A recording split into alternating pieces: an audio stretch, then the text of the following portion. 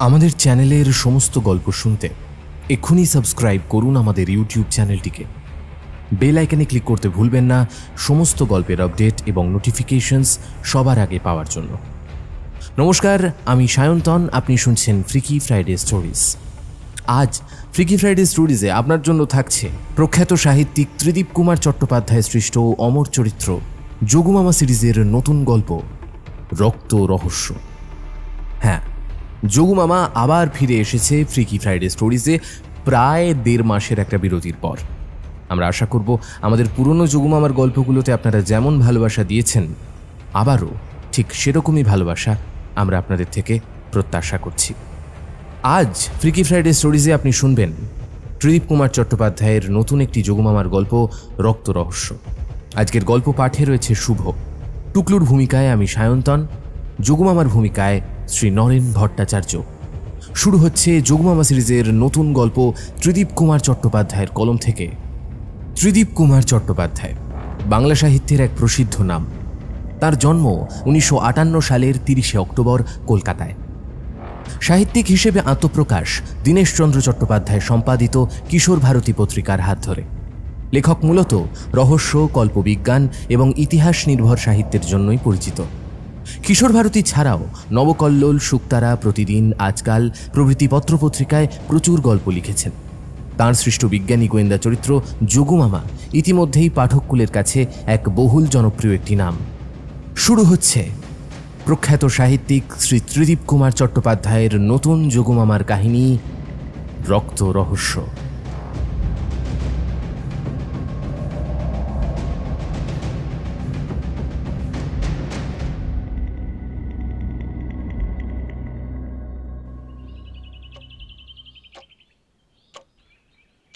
গোপীনাথ ঘড়ি দেখলেন, 6:30 বাজে। আশ্চর্য, নাগার্জুন এখনো এলো না।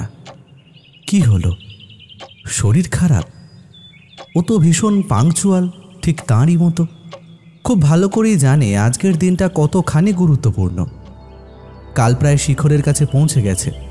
আজ রেজাল্ট এবং অবজারভেশন, তারপরে আসল কাজ, মোক্ষম কাজ, এভারেস্টের মাথায় পতাকা পোঁতা। সেটা সম্ভব হলে যে কি অবস্থা হবে ভাবতেই গোপীনাথের শরীরে কাঁটা দিল। কৃষ্ণাপ্পা 2 উঁকি দিয়ে গেছে। গোপীনাথ হাত তুলে অপেক্ষা করতে বলেছেন। প্রায় বছর 2 ধরে এক রুটিন। ঘড়ির কাঁটা ধরে নাগার্জুন ভোর 5:30টার মধ্যে ঢুকে পড়ে। গুরু শিষ্য একসঙ্গে বসে প্রাতরাশ সারেন। সেই সময় গবেষণা নিয়ে নিভৃত আলাপ আলোচনাও হয়। ঘড়ির কাঁটা 6টা স্পর্শ করার আগেই দুজনে সাজগোজ করে ঢুকে পড়েন ল্যাবরেটরিতে। গবেষণার অন্য জগৎ। একটানা দুজনের কাজ চলে বেলা 1টা পর্যন্ত। 1 ঘন্টার লাঞ্চ ব্রেক, ফের গবেষণা। 7টা 7:30 বেজে যায় ততক্ষণ। কৃষ্ণাপ্পাকে বলা আছে ল্যাবরেটরিতে দুজনে ঢোকার পর ডু নট ডিস্টার্ব। বাইরের পৃথিবীর সঙ্গে সম্পর্ক বিচ্ছিন্ন। কে কে ফোন করেছেন সেটা অবশ্য টুকে রাখে।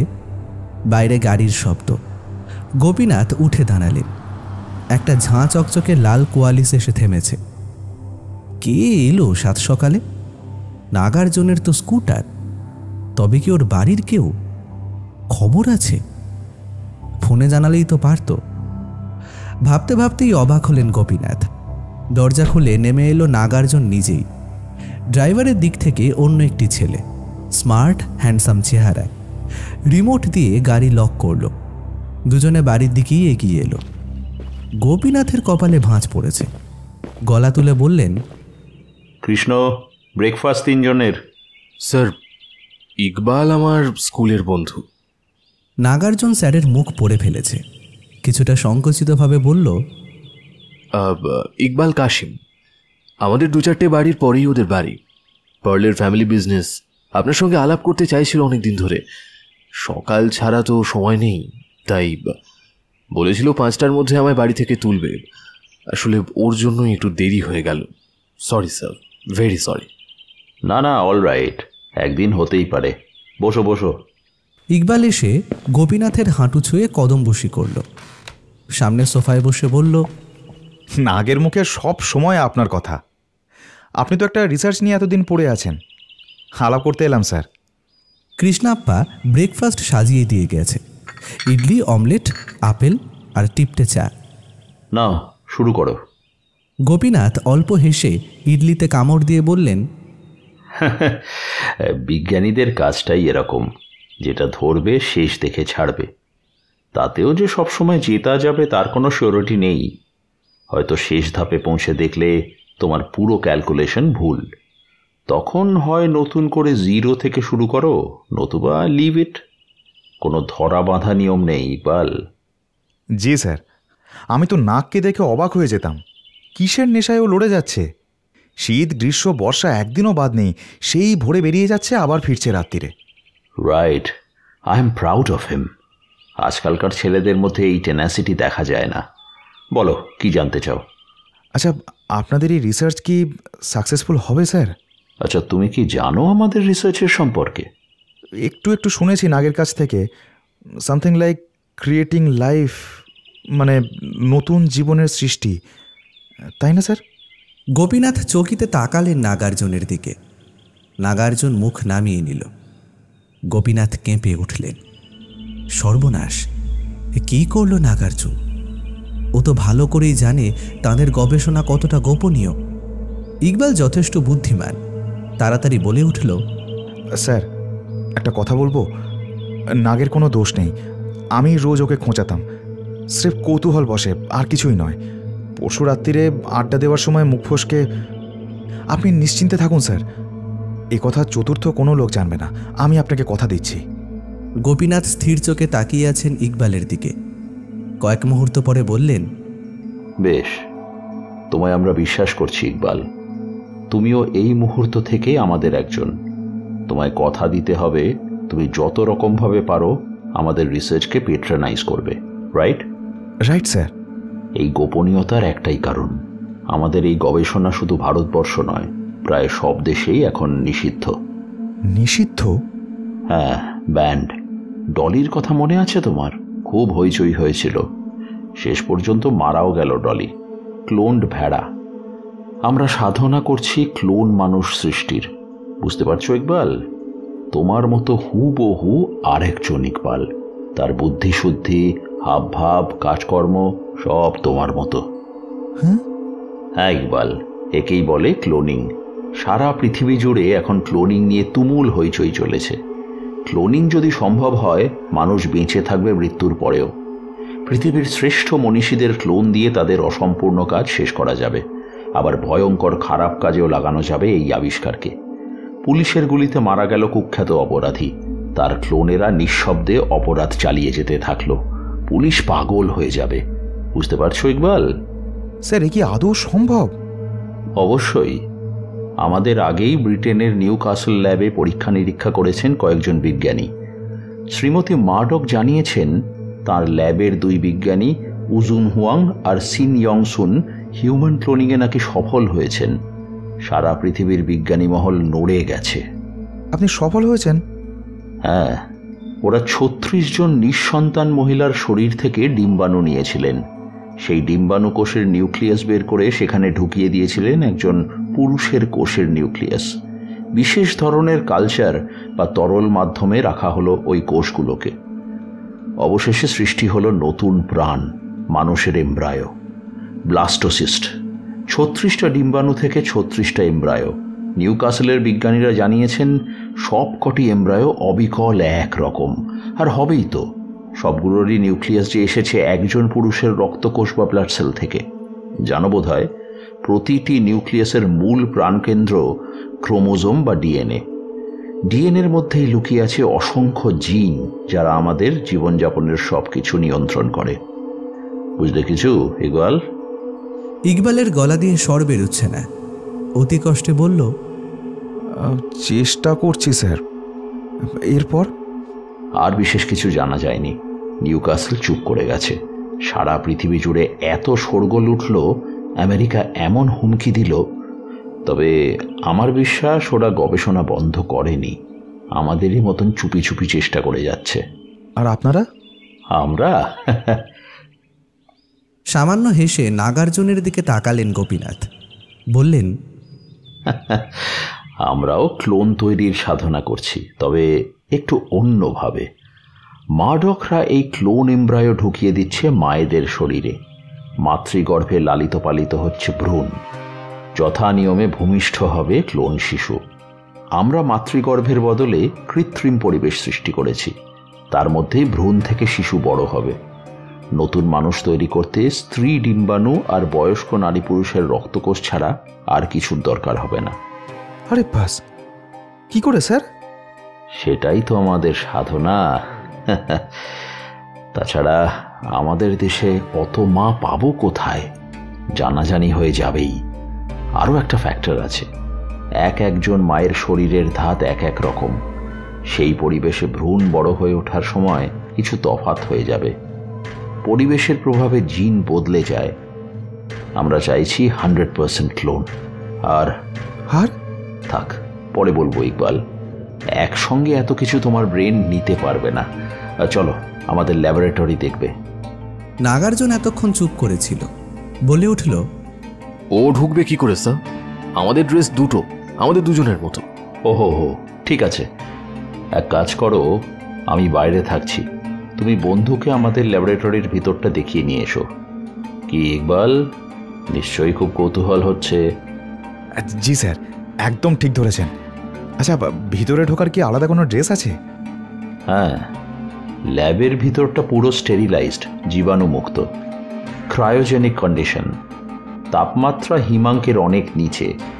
ওখানে আমাদের আলাদা শরীর ঢাকা পোশাক, গ্লাভস সহ এমনকি অক্সিজেন মাস্ক পরে কাজ করতে হয়। একটু অসতর্ক হলেই কন্টামিনেশন হয়ে যাবে। হঠাৎ ইকবালের পকেটে বাজানোর শব্দ হলো। মোবাইলটা কানে ধরে বলল, হ্যালো, কে? ও শোনো, আমি একটা অন্য জায়গায় আছি, পরে কথা বলছি। বলছি তো, জরুরি কাজে ব্যস্ত আছি, আধ ঘন্টা পরে ফোন করো। না না, এখন খোঁজ নিতে পারবো না। কি? কোন মসজিদে? ঠিক আছে, আমি বেরিয়ে দেখছি, রাখছি। বলেই ফোনটা কেটে দিল। অপ্রস্তুত হেসে বলল, এই যন্ত্রণাটা জ্বালায় একেবারে অস্থির হয়ে গেলাম স্যার। যখন তখন আবদার, এখনই চাই। তখনই ফের বেজে উঠল ফোনটা। বিরক্তির সঙ্গে কানে ধরল। তারপরেই তার গলার সুর গেল পাল্টে। হ্যালো, জি, হ্যাঁ, ফোন করেছিল, কথা হয়ে গিয়েছে। এখন তো আমি অন্য জায়গায়, এখনই দরকার। গাড়ির মধ্যে ভরে। কি বলছেন? কতগুলো? রিস্ক? না না, জি, আচ্ছা আচ্ছা। ফোনটা অফ করেই গোপীনাথের দিকে তাকালো ইকবাল। অসহায়ভাবে বলল, স্যার, আমায় এখনই যেতে হবে, কিছু করার নেই, এমার্জেন্সি কল। আমি কাল পরশু আবার আসবো, চলি স্যার। বলতে বলতে নামছে সিঁড়ি দিয়ে, হুড়মুড়িয়ে গাড়িতে গিয়ে উঠল। শব্দ তুলে বেরিয়ে গেল কোয়ালিস।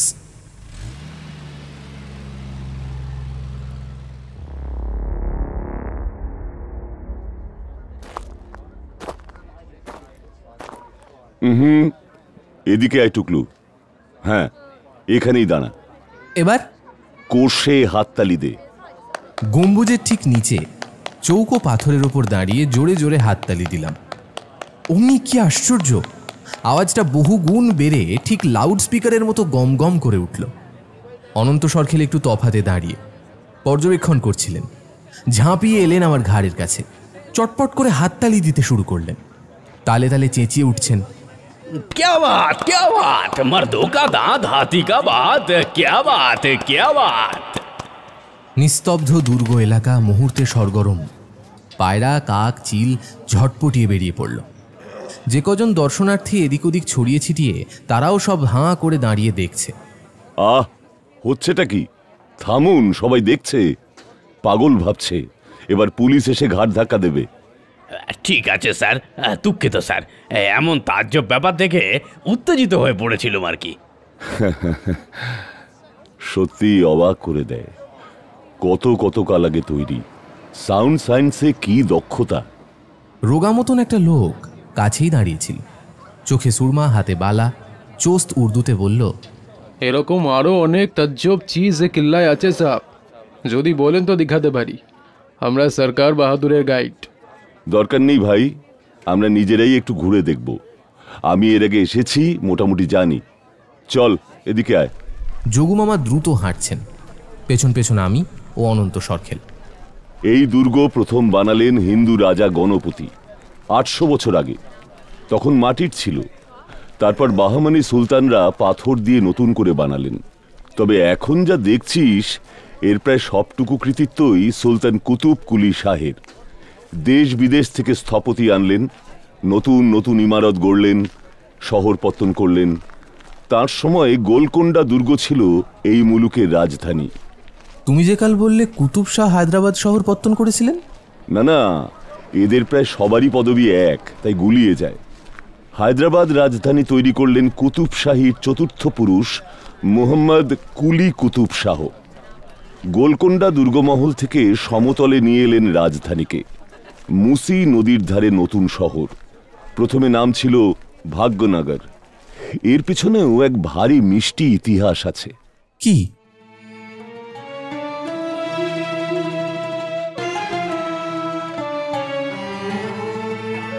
চতুর্থ কুতুব শাহ ভালোবাসতেন এক হিন্দু মেয়েকে, নাম ভাগমতী।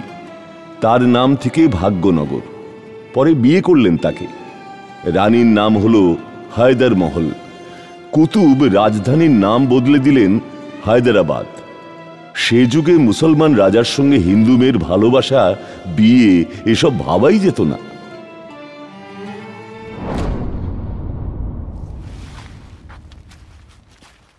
হাঁটতে হাঁটতে আমরা চলে এসেছি এক বিরাট সৌধের সামনে।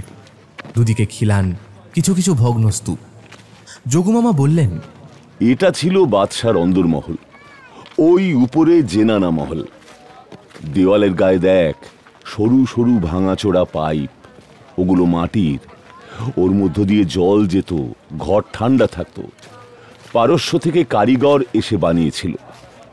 দাঁড়া, একটা মজার জিনিস দেখাই। অনন্তবাবু, আপনি ওদিকের দেয়ালে গিয়ে কান ঠেকিয়ে রাখুন। টুকলু, তুই উল্টো দিকের দেয়ালের গায়ে মুখ লাগিয়ে ফিস ফিস করে কিছু বল। ভালো আছেন? কি অনন্তবাবু, শুনতে পাচ্ছেন? অনন্তবাবুর চোখ আবার গোল গোল হয়ে গেল। বললেন, ভালো আছেন? হ্যাঁ স্যার, স্পষ্ট শুনলুম টুকলুর গলা। একেই বাংলা প্রবাদে বলে দেওয়ালেরও কান আছে। সবটাই বিজ্ঞান। সেকালে রাজা বাদশারা কাউকে বিশ্বাস করত না, সব সময় ষড়যন্ত্রের গন্ধ পেত। তাই এমন করে দুর্গটাকে বানিয়েছিল যাতে কোনো কিছুই চোখ কান এড়িয়ে না যায়। স্যার, একটা কথা বলবো। এই গোলকোন্ডার সঙ্গে অ্যানাকোন্ডার কি কোনো সম্পর্ক আছে? মানে ইয়ে স্যার, যা দেখলুম দুটোই সাংঘাতিক। অ্যানাকোন্ডা? সে তো ব্রাজিলের সাপ মশাই। কি যে বলেন, মাথা মুন্ডু নেই। গোলকোন্ডা তেলেগু শব্দ। গোল্লা মানে রাখাল, কোন্ডা মানে পাহাড়। দুর্গ হওয়ার আগে এই পাহাড়ে রাখাল ছেলেরা গরু ভেড়া চড়াতে আসতো। সেই থেকেই। যোগুমামা বলতে বলতে থেমে গেলেন। দূর থেকে ছুটে আসছে আমাদের ড্রাইভার, তার হাতে আমার মোবাইল ফোন। স্যারজি, এই টেলিফোনটা সিটের ওপর পড়েছিল, বহুতবার বাজছিল, বাজতে বাজতে কেটেও যাচ্ছিল। শেষে আমি सोचते না পেরে বোতাম দাবিয়ে বাত বলতে এক সাহেব আমায় খুব চিল্লাতে লাগলো। তো अंग्रेजीতে গালি দিচ্ছিল। আমি डर से बंद করে দি। फिर फोन আসে, তবে আমি কেটে দি। 5-6 বার ऐसा হলে फिर একবার ধরি। তখন ওই अंग्रेज সাহেব আমাকে বহুত হুমকি দিচ্ছিল। অ্যারেস্ট, মার্ডার আর ডক্টর মুখার্জি, এই তিনও শব্দ আমি পেছানতে পারি। আমি তো अंग्रेजी জানে না স্যারজি। সত্যি টুকলু, কবে যে তোর হুঁশ হবে? সেলফোন গাড়িতে ফেলে এলি? তুমি আর বলো না, নিজে তো রাখোই না। ওটা কোনো কথা নয়। সবাই জানে আমি একা চলাফেরা করলে ধরতে পারবো না। তাছাড়া কলকাতায় থাকলে তোর নাম্বারটা দেওয়া আছে, বাড়িতে না পেলে ওতে করলেই পাবে। আর তুইও যদি। মোবাইল বেজে উঠল। Hello, stop talking nonsense. Hmm do you want? Stop it, hold on. যোগুমামাকে ফোন এগিয়ে দিলাম। কথা বলো, সে অভদ্র সাহেবটা। যোগুমামা ফোন ধরলেন। হ্যালো, হ্যাঁ বলছি। ও জন, বাবা কতদিন পর, কেমন আছো? আরে না না, আমার নেফিউ ভুল করে গাড়িতে ফেলে এসেছিল। এত কি দরকার? হোয়াট? কি বলছো? অ্যাবসার্ড। Confirmed information? কোথায়? কে করছে? সে কি? অবিশ্বাস্য। হ্যাঁ আমি চিনি, চমৎকার মানুষ। তুমি আর কাউকে জানিয়েছো? না না, আমায় খোঁজ নিতে দাও, তোমার ফোন নাম্বার আর ইমেল দাও। ধরো আমার নেফিউ নোট করে নিচ্ছে। আমি নোট করে ফোন কেটে দিলাম। তারপর যোগু মামার দিকে তাকিয়ে অবাক হয়ে গেলাম। তার মুখের ভূগোল একেবারে পাল্টে গেছে। জোরে জোরে হাঁটছেন বেরোবার গেটের দিকে। বললাম, কি হলো মামা, কোনো দুর্ঘটনা?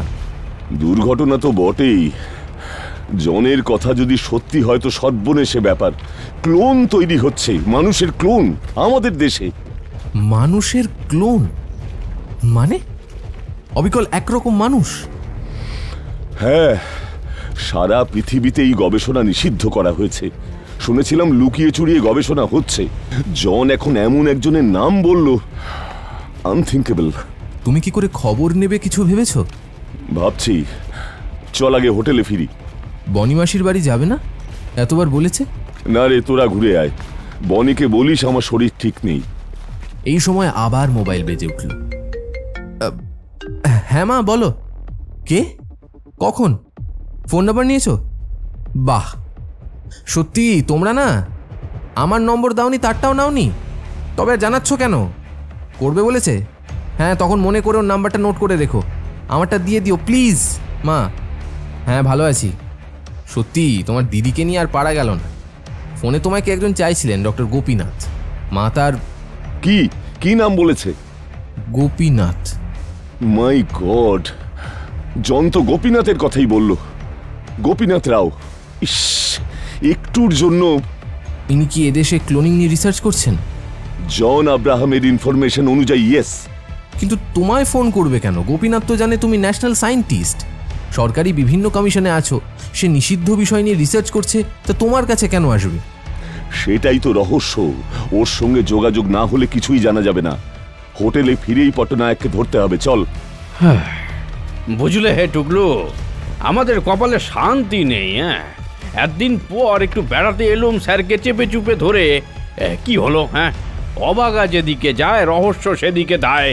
হায়দ্রাবাদ ঘোরা আমাদের খতম, বুঝলে?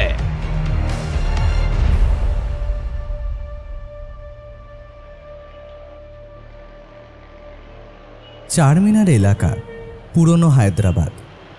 ঘিঞ্জি সরু রাস্তা, গিজগিজে লোক, দোকানপাট, বাজার। বাস, অটো, ট্যাক্সি কচ্ছপের গতিতে চলেছে। একটু এগিয়ে গাড়িটাকে পার্ক করলেন লাটবাজারের পাশের গলিতে। অনেক দিন পর আজ ছুটি। নাগার্জুনের মামা খুব অসুস্থ। মাকে নিয়ে মামার বাড়িতে গেছে। ল্যাবরেটরি বন্ধ। বিকেলের দিকে একবার শুধু ভেতরে ঢুকে দেখতে হবে কালচার মিডিয়ামগুলো ঠিক আছে কিনা। ব্রেকফাস্টের সময় কৃষ্ণাপ্পাকে বলে দিয়েছেন আজ দুপুরে কিচেন বন্ধ। একঘেয়ে খাবারে অরুচি ধরে গেছে। মেদিনা হোটেলে ঢুকে পড়লেন, অর্ডার দিলেন। চিকেন বিরিয়ানি আর গোস্ত কাবাব, হোম প্যাক। মনটা কিন্তু সুস্থির নেই, খচখচ করছে। ষষ্ঠেন্দ্রিয় বারবার বলছে সাবধান সাবধান। কাল ওই সাহেবটা হঠাৎ ফোন করলো কেন? ঠিক লাঞ্চ ব্রেকের সময়। সাদা চোখে কার্ডসি কল। কেমন আছো, কি নিয়ে রিসার্চ করছো, এখন কি হায়দ্রাবাদেই থাকছো? এই রকম নিরীহ সংলাপ। কিন্তু কেন? এতদিন পরে হঠাৎ গোপীনাথের কথা মনে পড়ল কেন? ও কি কোনো গন্ধ পেয়েছে? ও তো ভালো করেই জানে ওকে পছন্দ করেন না গোপীনাথ। তখন মনে হলো জগবন্ধু মুখার্জির কথা। একটু বাজিয়ে দেখা যাক। জগবন্ধুর সঙ্গে ভালোই আলাপ পরিচয় আছে, বছরে 2-4 বার দেখাও হয়। সঙ্গে সরকারি হাই লেভেলে জগবন্ধুর কন্ট্যাক্টও আছে। জগবন্ধুর সঙ্গে জন কি যোগাযোগ করেছে? কলকাতায় ফোন করলেন, কিন্তু পেলেন না। জগবন্ধু বাইরে। ঘটনাগুলো বেসুরো লাগছে। জন ওর ফোন নাম্বার পেল কোত্থেকে? জগবন্ধুর বাড়িতে কাল রাতে আর ফোন করা হয়নি। আজকে কি করাটা ঠিক হবে? গোপীনাথ দাম মিটিয়ে বেরিয়ে পড়ল। ঘিঞ্জি চারমিনার ছেড়ে বেরোতেই নতুন শহর, ফাঁকা মসৃণ রাস্তা। গোপীনাথের গাড়ি উড়ে চলল বিজয়ওয়াড়া হাইওয়ে ধরে। পাঁচিলের গায়ে লাল কোয়ালিস দাঁড়িয়েছিল। গোপীনাথ গাড়ি থেকে নামতেই ইকবাল এগিয়ে এলো। Sir good morning. মর্নিং। কি ব্যাপার তুমি? আজ তো তোমার বন্ধু আসেনি, মাকে নিয়ে মামা বাড়ি গেছে। আজ আমাদের ছুটি। তাই নাকি? আমি ভাবলাম রবিবার, আমার কাজের চাপ কম, তাই চলে এলাম। পরশু শোনার পর থেকে sir I was simply thrilled, unbelievable. ল্যাবের ভিতরটা আগের দিন দেখা হয়নি স্যার, জরুরি ফোন এলো বলে। তাই আজ ওকে স্যার, অন্য কোনো দিন আসবো। চলি স্যার। আরে না না, নাগ নেই তো কি হয়েছে, এসো এসো, একটু আড্ডা দেওয়া যাবে, খাওয়া দাওয়া হবে। কৃষ্ণাপ্পা, তুমি বোধহয় সেদিন পুরো বিশ্বাস করনি না? না স্যার, ঠিক তা নয়, তবে একেবারে একরকম মানুষ, নতুন প্রাণ, তাই আর কি। সত্যিই বিশ্বাস করা কঠিন। আমরা অবশ্য জানি না শেষ পর্যন্ত পুরোপুরি সফল হব কি না। ক্লোন ভ্রূণ অবধি পেরেছি, যাকে বলে এমব্রায়ো স্টেজ। এর থেকে পূর্ণাঙ্গ মানুষ যতক্ষণ না হচ্ছে বলা যাবে না। তবে আমার বিশ্বাস হবে, নিশ্চয়ই হবে। ইকবাল, তোমায় যা যা বলেছিলাম মনে আছে তো? জি স্যার, আমি আর কাউকে বলিনি। গুড। বললে সব তছনছ হয়ে যাবে। আর যেটা বলেছিলাম? আর কোনটা স্যার? ও ও হ্যাঁ হ্যাঁ স্যার, বুঝেছি। টাকা পয়সা নিয়ে একদম ভাববেন না, যখন যা প্রয়োজন হবে নাকে বলে দেবেন, তাহলেই হবে। Any help. Thank you my boy. আমাদের সামনে এখনো অনেক দূরের পথ। এই বাচ্চারা বড় হবে, তাদের লোকের চোখের আড়ালে রাখতে হবে, হয়তো অন্য কোথাও নিয়ে যেতে হবে। কেন স্যার? তারা তো মানুষের মতোই দেখতে হবে। তা তো হবেই, কিন্তু তাদের দেখলেই যে চেনা মহল্লায় হইচই পড়ে যাবে, বুঝলে না? 6টা বাচ্চা, 3টে হবে অবিকল আমার মতো, 3টে একেবারে তোমার মতো। আমাদের কোষ দিয়েছি যে, ওরা আমাদের ক্লোন, আমাদের ডুপ্লিকেট। ইকবাল নিশ্চুপ। গোপীনাথ মৃদু হেসে বললেন, বিপ্লব। হ্যাঁ ইকবাল, বিপ্লব ঘটে যাবে পৃথিবীতে। কি যে কাণ্ড হবে ভাবতেও পারছি না। শুধু জীবন্ত মানুষ কেন, মৃত মানুষকেও ক্লোনিংয়ের মাধ্যমে ফিরিয়ে আনা যাবে। এই ধরো লেনিন, তাঁর দেহ প্রিজার্ভড রয়েছে রাশিয়ায়। লেনিনের মৃতদেহে যদি একটাও বিভাজনশীল কোষ অক্ষত অবস্থায় পাওয়া যায়, আর একজন লেনিন তৈরি সম্ভব।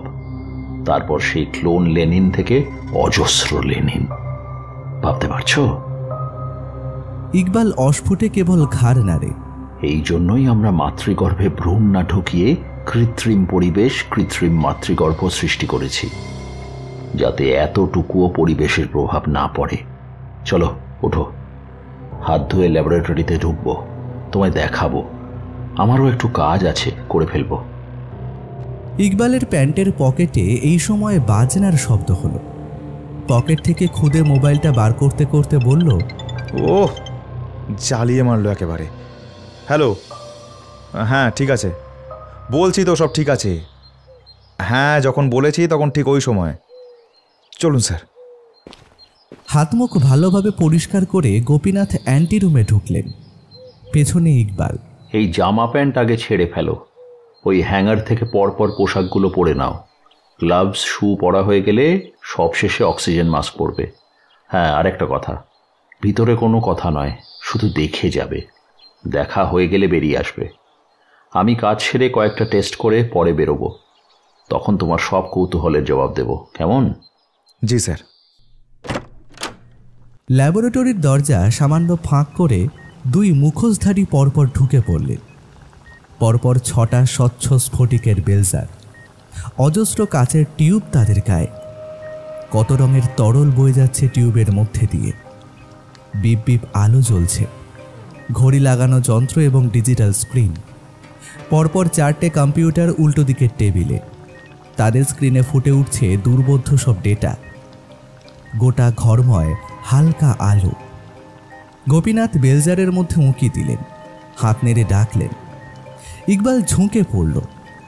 রক্ত রং তরল পদার্থের মধ্যে ডুবে আছে কি যেন, অতি ক্ষুদ্র মাংসপিণ্ডের মতো দেখতে। সামান্য সামান্য কাঁপছে।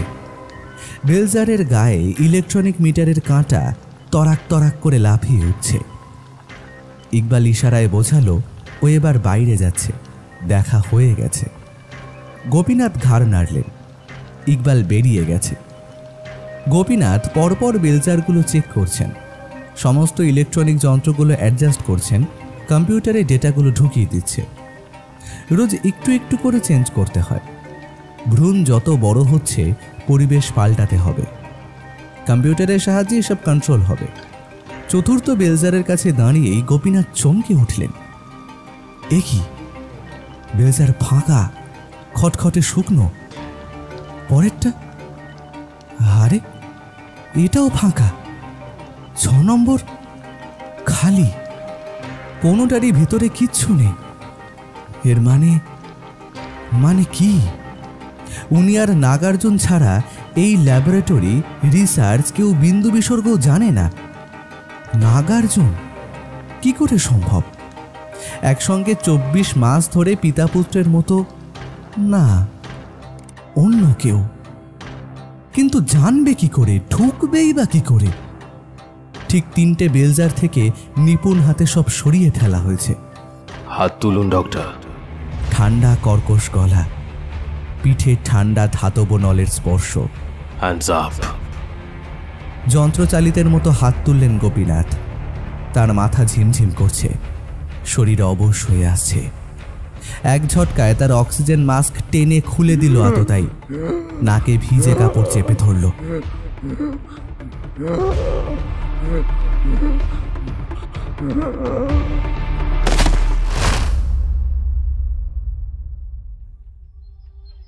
চোখে আলোর ঝলকানি, তার সঙ্গে তারও স্বরে গায়ত্রী স্তোত্র।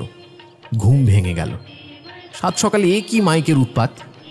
ওমা, এ তো আমাদের ঘরের টেলিভিশন, ফুল ভলিউমে বাজছে। এখন টিভিতে 3-4টে আধ্যাত্মিক চ্যানেল, তারই কোনো একটাই গেরুয়া বসনা গায়িকা দুলে দুলে গেয়ে চলেছেন। কিন্তু তিনি গেলেন কোথায়?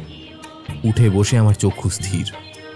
অনন্ত সরখেল পাশের বেডে পদ্মাসনে ধ্যানস্থ, চক্ষু নিমিলিত, শুধু নাক দিয়ে এক নাগাড়ে একটা শব্দ হচ্ছে।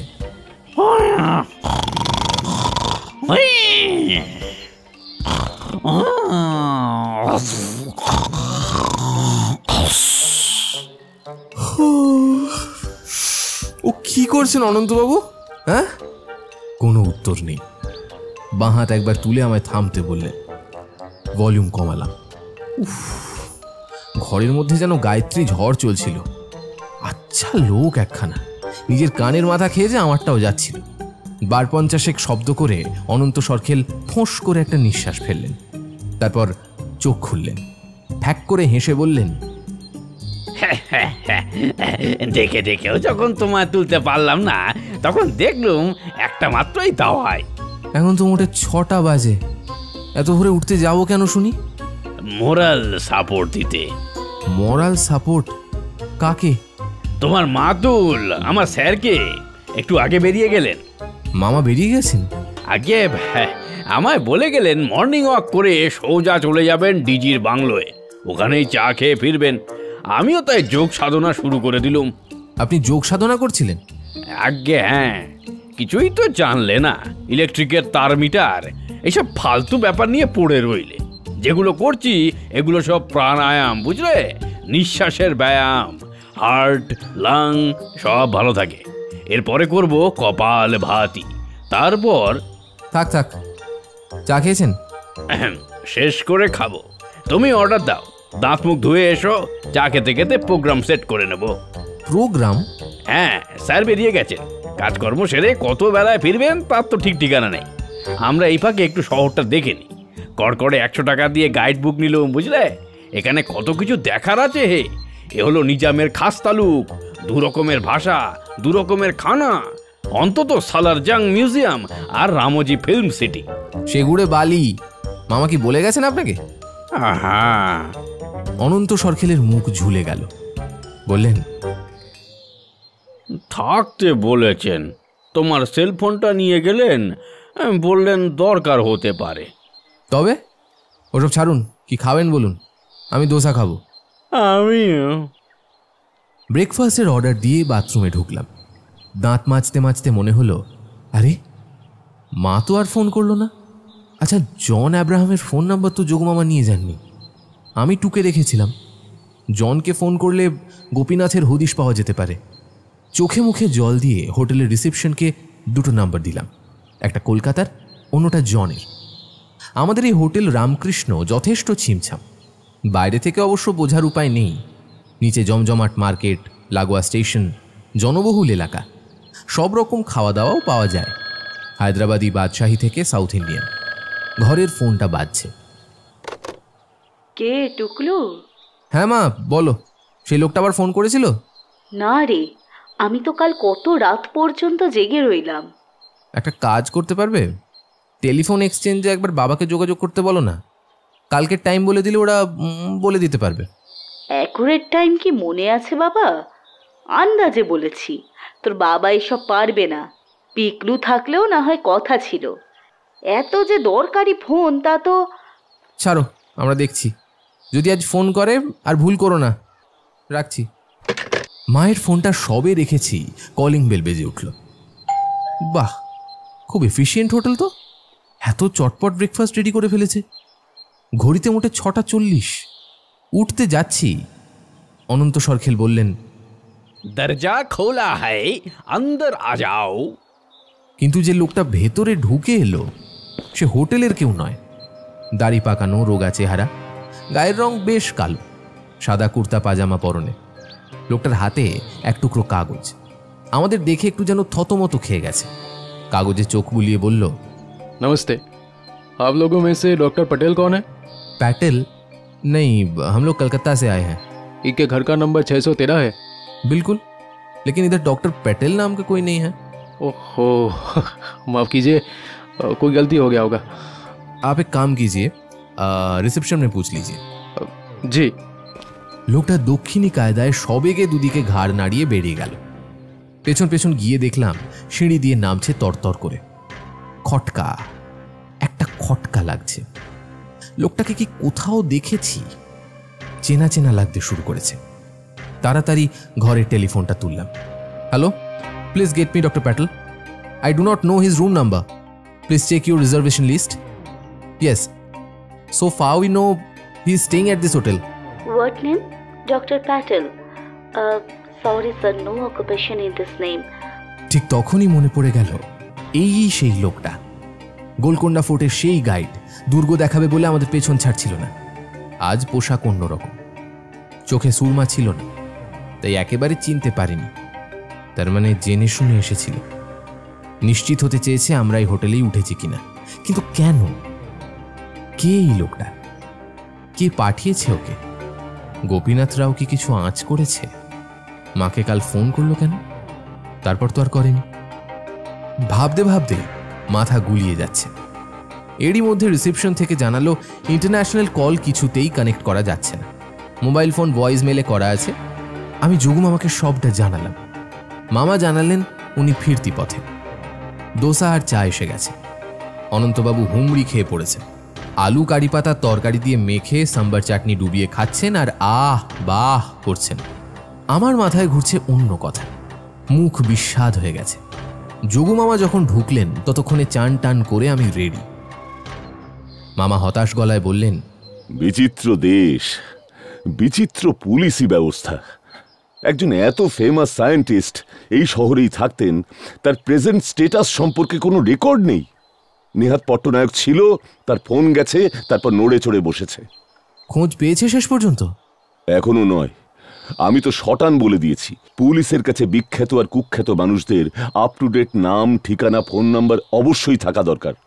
শুনে ডিজি দাঁত বের করে হাসলো। কি বলবো বল? এখনো পর্যন্ত এটুকু জেনেছে গোপীনাথ পৈতৃক বাড়ি ছেড়েছে প্রায় বছর 3। জ্ঞাতি ভাইদের সঙ্গে যোগাযোগ নেই, ওর বাবা মা বেঁচে নেই, নিজের ভাই বোনও কেউ নেই। তবে এক চেলার নাম শেষ পর্যন্ত পাওয়া গেছে, পুলিশ তার খোঁজ করছে। কিন্তু মামা, এই লোকটা কে বলো তো?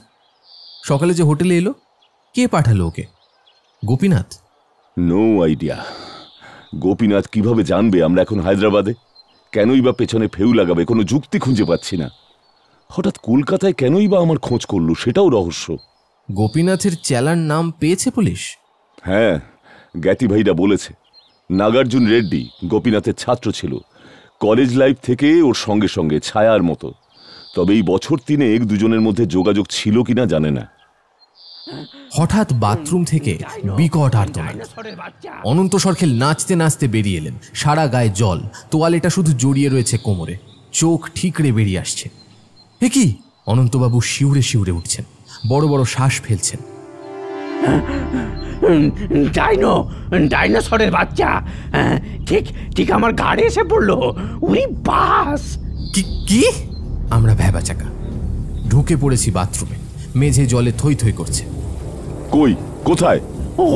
ওই যে স্যার দেখুন, ও এখনো যায়নি হতচ্ছাড়া। ছোট্ট একটা টিকটিকির বাচ্চা জলের মধ্যে কিলবিল করছে।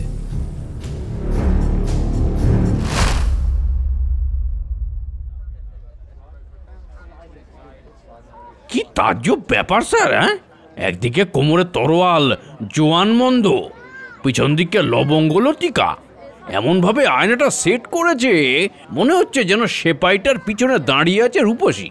মশাই, ওটাই তো আসল কারিকুরি। এই ম্যাজিক স্কাল্পচার দেখতেই রোজ হাজার হাজার মানুষ আসছে। সালার জ্যাংয়ের সবচেয়ে বড় আকর্ষণ মেফিস্টোফেলিস মার্গারিটা। আমি তো ভেবে অবাক হয়ে যাচ্ছি স্যার, একজন লোক নিজের চেষ্টায় এত বড় মিউজিয়াম গড়ে তুলেছিলেন। বাবা, ব্রিটিশ মিউজিয়ামের সঙ্গে পাল্লা দিতে পারে, কি বলেন? না না, অতটা নয়। ব্রিটিশ মিউজিয়াম অনেক বড়। কথাটা হচ্ছে টাকা থাকলেই হয় না, দেখার চোখ চাই। সেটা তৃতীয় সালার জাং ইউসুফ আলী খানের ছিল। পড়াশোনাও ছিল বিস্তর। 1914 থেকে 1946 সাল পর্যন্ত তিলে তিলে। যোগুম আমার বাকি কথাটা শোনা হলো না। আমার যন্ত্র বাজতে শুরু করেছে। পুলিশের ডিজি সাহেবের অফিসের ফোন। মামাকে ধরিয়ে দিলাম। একটু সরে গিয়ে মামা কথা বলতে লাগলো। এখন দাঁড়িয়ে আছি হায়দ্রাবাদের গর্ব সালার জং মিউজিয়ামে। প্রায় ঘন্টা দেড়ে ঘুরছি। এখান থেকে যাব চারমিনার। মায়ের জন্য হায়দ্রাবাদি মুক্তো নিয়ে যেতে হবে। কাল সারা দিন নাগার্জুনের নাগাল পায়নি পুলিশ। লাটবাজার ছাড়িয়ে ঘিঞ্জি গলির মধ্যে একটা ঘর ভাড়া করে থাকতো নাগার্জুন। প্রতিবেশীরা জানিয়েছে রোজ ভোর হতে না হতে স্কুটারে বেরিয়ে পড়তো, ফিরতো অনেক রাতে। কাল নাগার্জুন ফেরেনি। ওর পৈতৃক বাড়িতেও খোঁজ নিয়েছিল পুলিশ। সেখান থেকে অবশ্য পাওয়া গেছে গোপীনাথের নতুন ঠিকানা। কাল রাত থেকে সেখানেও পুলিশ পোস্টিং আছে, কিন্তু বাড়িটা সম্পূর্ণ বন্ধ। দরজা জানলা আটকানো, ভেতরে জনপ্রাণীর সাড়া নেই। মামা বলে দিয়েছিলেন কোনো অ্যাকশন না নিতে, অপেক্ষা করতে হবে। এই অবসরে অনন্ত সরখেলের ইচ্ছা পূরণ হয়েছে। কাল দুপুরে দেখে এসেছি সিনেমার আজব দুনিয়া, রামোজি ফিল্ম সিটি। কি নেই সেখানে! অবিকল আসলের মতো দেখতে সব নকল চিজ। বাগান, নদী, পাহাড়, ফোয়ারা, নকল শহর, এমনকি নকল ফাইটিং পর্যন্ত। একটা বাড়ির চারদিকে 4 রকম হাসপাতাল, কোর্ট, থানা, এয়ারপোর্ট। সিনেমার সেট পড়েছে এখানে সেখানে, হই হই করে শুটিং চলছে। যোগুমামা ফোন বন্ধ করে এগিয়ে দিলেন। কোনো খবর আছে নাকি? ছোট্ট, আজ সকালে পুলিশ একজনকে অ্যারেস্ট করেছে। নাগার্জুনের স্কুটার দাঁড় করানো ছিল ঘরের দরজার এক পাশে। একজন চাবি নিয়ে এসেছিল। স্কুটারটা স্টার্ট করার সময় পুলিশ ধরে ফেলে। সে বলে নাগার্জুন ওকে স্কুটারটা বেঁচে দিয়ে গেছে। ওর কাছে কাগজপত্র সব আছে, টাকা দেওয়ার রসিদ পর্যন্ত আছে। তবে নাগার্জুন এখন কোথায় জানে না। লোকটার নাম সৈয়দ তাজউদ্দিন। পুলিশ ভেরিফাই করেছে? হ্যাঁ, লোকটা থাকে গণেশ মার্কেটে, চারমিনারের কাছে। সেখানে পুলিশ গেছিল, গাড়ির কাগজপত্র, রসিদ সব দেখেছে। নাগার্জুনের মোবাইল নাম্বারও পেয়েছে ওর কাছ থেকে। বাহ, ধরতে পেরেছো নাগার্জুনকে? না, মোবাইল সুইচ অফ। তুমি কি বললে? বললাম আপাতত পুলিশ কাস্টাডিতে রাখতে। ডিজি অফিসে নিয়ে আসছে, আমি যাচ্ছি, কথা বলি। তুমি এখন চলে যাচ্ছ? হ্যাঁ রে, তোরা তো এরপর চারমিনারের ওখানে মুক্তোর মার্কেটে যাবি, তারপর ফোন করিস। ফোন তো একটা, কি করে করব? ডিজির মোবাইল নাম্বারটা ঢুকিয়ে নে। যোগু মামা বেরিয়ে গেলেন। আমি অন্যমনস্ক হয়ে পড়লাম। বুনো হাঁসের পিছনে ছুটে বেড়াচ্ছি না তো? ইউরোপিয়ান গ্যালারি শেষ করে নিচে নামছি, হঠাৎ আরে এ তো সেই লোকটা কাল সকালে এসেছিল হোটেলে। সিঁড়ি দিয়ে ওপরে উঠছে, আমায় দেখে একটু হাসলো, তারপর পাশ কাটিয়ে দুব দুব করে উঠে গেল। মুহূর্তের জন্য হকচকিয়ে গেছি। সামলে উঠেই, এই অনন্তবাবু একটু দাঁড়ান তো বলে ওর পেছন পেছন ফলো করলাম। লোকটা বাঁদিকে ঘুরেই সোজা বড় হল ঘরে ঢুকে গেল। আমি প্রায় ছুটতে ছুটতে ঢুকে পড়লাম। কোন দিকে গেল? হলঘর থেকে অন্য গ্যালারিতে যাওয়ার চারদিকে 4টে দরজা। ও কোনটায় ঢুকলো? হল ঘরে দাঁড়িয়ে ভাবলাম না, তার চেয়ে বাইরের করিডোরে দাঁড়াই, বেরোলেই ধরব। 10 মিনিট কেটে গেল, এলো। তখন মনে পড়ল পেছন দিকে নিচে নামার সিঁড়ি আছে। একটুর জন্য ফসকে গেল। এই লোকটাকে ধরতে পারলে অনেক কিছু হয়তো জানা হয়ে যেত। চলুন। কি গো, সে কোথায়? যাকে ডাকতে গেলে পরিচিত বুঝি? উফ, এরকম নেলা খেপা লোক আর একটাও নেই। বিরক্তি চেপে বললাম, হ্যাঁ ভীষণ, আসছি। চারমিনারের পাশের সরু রাস্তা দিয়ে হাঁটছি। প্রায় 5টা বাজে। কি লোক, তার মধ্যে দিয়ে ভ্যান, সাইকেল, স্কুটার চলছে, ঠিক কলকাতার বাগরি মার্কেটের মতো। গণেশ মার্কেট, দুদিকে পর পর দোকান, বেশিরভাগই জামা কাপড় আর মুক্তোর, মাঝে সাঝে জুতো আর কিউরিওর দোকান।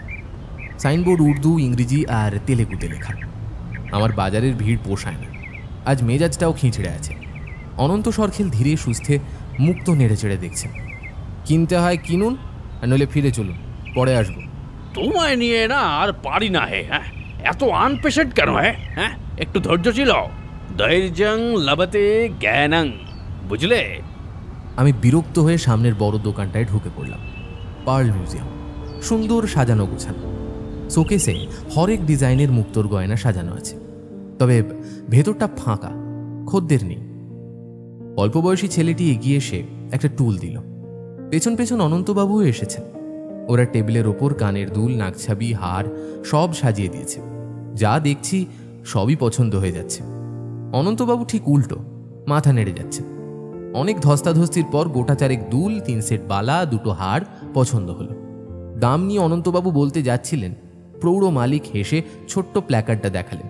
ফিক্সড প্রাইস, মোট 780 টাকা। অনন্তবাবু মানিব্যাগ বের করলেন। চাপ বাবা, গয়নাগুলো যে মুড়ে দেবে সেই কাগজ ফুরিয়ে গেছে। মালিক ছেলেটাকে বকাঝকা করছেন, সে খুঁজছে। শেষ পর্যন্ত ক্যাশ বাক্সের তলা থেকে একটা স্পাইরাল প্যাড বেরোল। ছেলেটা বোর্ড উল্টে ফ্যাঁস করে প্রথম 2টো পৃষ্ঠা ছিঁড়ে নিল। আমার শরীর দিয়ে বিদ্যুৎ তরঙ্গ বয়ে গেল। প্যাডের আগাগোড়া কম্পিউটারে টাইপ করা, মাঝে মাঝে ছবি, প্রত্যেক পৃষ্ঠার ওপরে হেডিং ক্লোনিং টেকনিক। গয়নাগুলো মুড়ে টাকা নিয়ে ছেলেটা ক্যাশ কাউন্টারের দিকে চলে গেল। যা থাকে কপালে, চট করে প্যাডটা ভাঁজ করে জামার নিচে ফেলেছি। অনন্তবাবু, আপনি নিয়ে আসুন, আমি বাইরে দাঁড়াচ্ছি। প্রতিটা মুহূর্ত মনে হচ্ছে অনন্তকাল। টেনশনে ঘামছি। ওই যে অনন্তবাবু নামছে। যাক, দেখতে পেয়েছে। কি হলো, হঠাৎ চলে এলে কেন? এমনি। যাই হোক, শিগগির চলুন। সব নিয়েছেন তো? হ্যাঁ, সেলম্যানটা টেবিল ঘাঁটছিল, কাগজের প্যাডটা খুঁজে পাচ্ছে না। পাবে না তো, ওটা আমার কাছে। হ্যাঁ, কেন বলবো? এখন পালিয়ে চলুন। হন হন করে হাঁটছি। পেছনে অনন্ত সরখেল। আমার মোবাইল বেজে উঠল। হ্যালো, যোগু মামা বলছি, তোরা এখন কোথায়? এই তো চারমিনারের কাছে। এক্স্যাক্ট লোকেশনটা বল। তাজ হোটেলের সামনের ফুটপাথে। ওখানেই দাঁড়া, we are on the way, আসছি। অনন্ত সরখেল দাঁড়িয়ে আছেন ফুটপাথের কিনারে, হাতে শপিং ব্যাগ। আমি একটু দূরে। এখনো বুক ধরফর করছে। ওরা যদি আমাদের খুঁজতে চলে আসে? ওদের দোকান ওই প্যাডটা এলো কোত্থেকে? কে নিয়ে এলো? সেই কি যত্ন করে ক্যাশ বাক্সের তলায় রেখেছিল? ভাবনার জাল ছিঁড়ে গেল। কালো কাঁচ সাদা সুমো এসে দাঁড়িয়েছে অনন্তবাবুর সামনে, হর্ন দিচ্ছে। উঠে পড়লাম। আলাপ করিয়ে দিই, আমার ভাগ্নে অর্ণব, আমাদের ফ্যামিলি ফ্রেন্ড অনন্ত সরখেল। ইনি অন্ধ্র পুলিশের ডাইরেক্টর জেনারেল দয়ানন্দ বিশ্বনাথ। আমরা যাচ্ছি কোথায় মামা? দিলখুশনগর, গোপীনাথের নতুন বাড়ি। ও, গোপীনাথ ফিরেছেন? না। তবে সাদা পোশাকের যে পুলিশ ফোর্স কাল থেকে পোস্টিং ছিল, তারা এই একটু আগে জানালো পচা গন্ধ বেরোচ্ছে বাড়ির ভেতর থেকে। পচা গন্ধ? হ্যাঁ, ডেড বডি পচার গন্ধ। মনে হয় কালকে গোপীনাথকে মার্ডার করা হয়েছে। দুদিকে মিশমিশে অন্ধকার, মাঝে মাঝে আলোর ঝলকানি, নিঃশব্দ টাটা সুমো।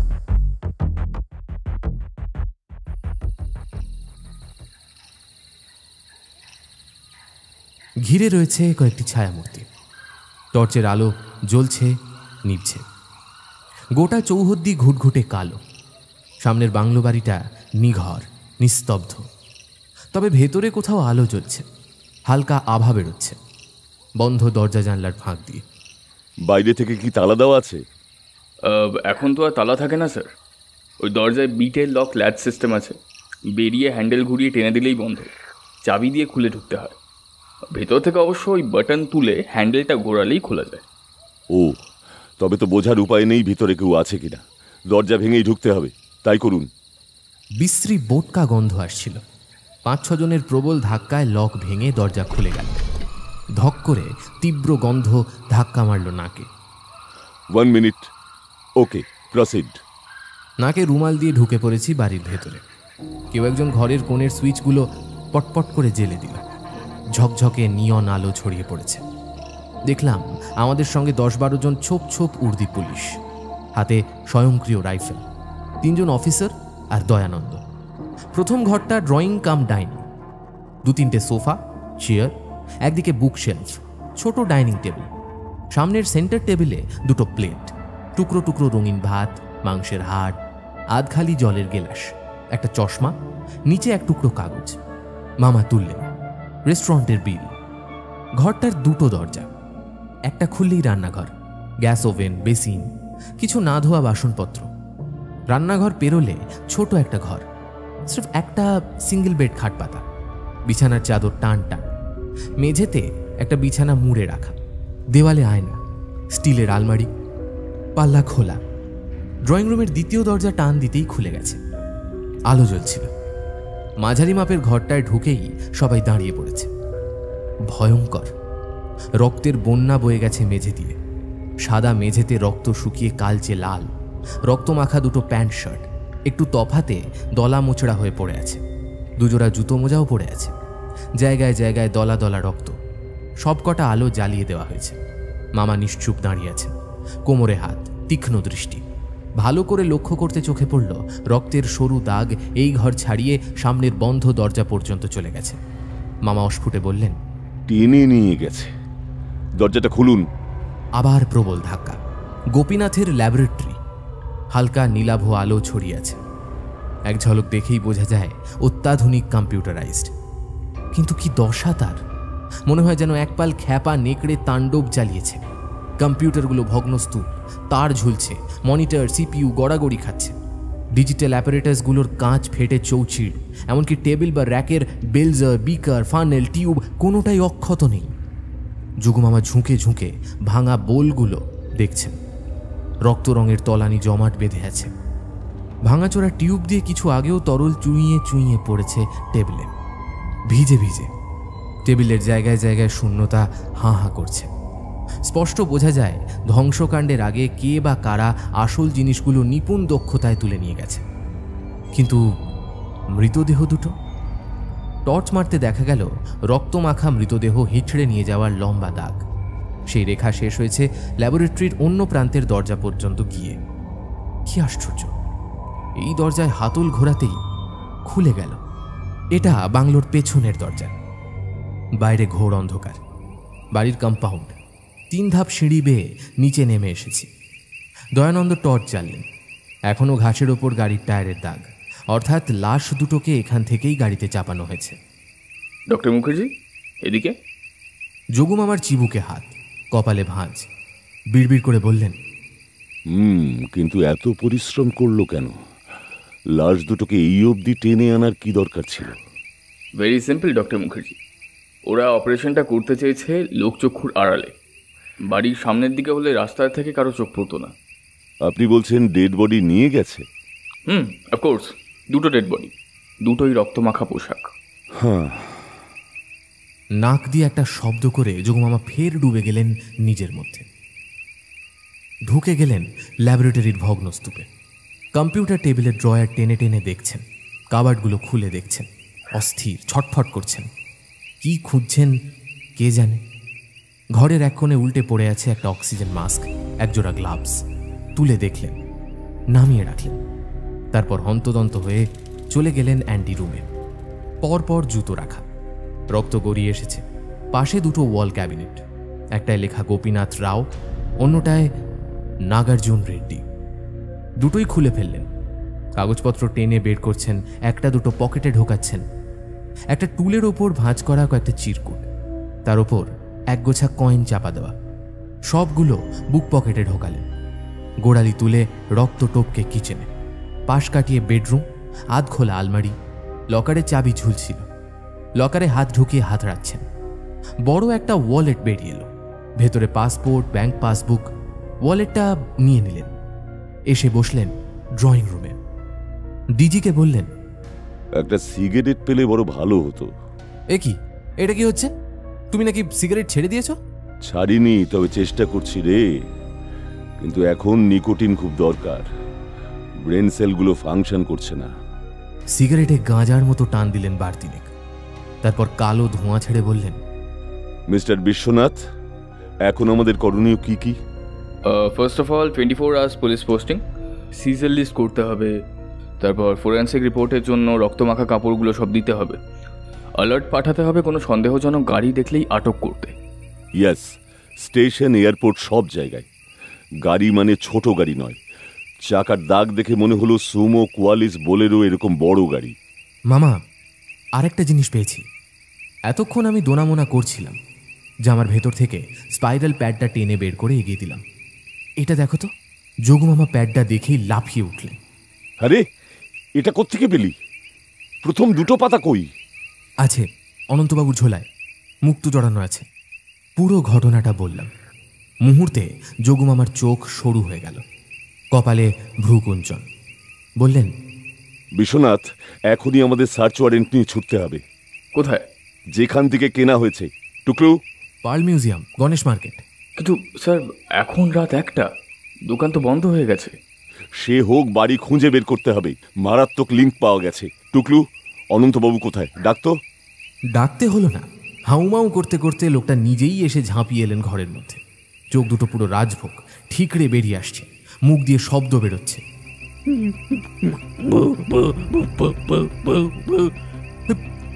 কি ও অনন্তবাবু, আরে শান্ত হন, এই তো আমরা। কি মুশকিল, কোথায় ভূত? অনন্ত সরখেলের চোয়াল আটকে গেছে, কথা বেরোচ্ছে না, হাত দিয়ে বাইরের দিকে দেখাচ্ছেন।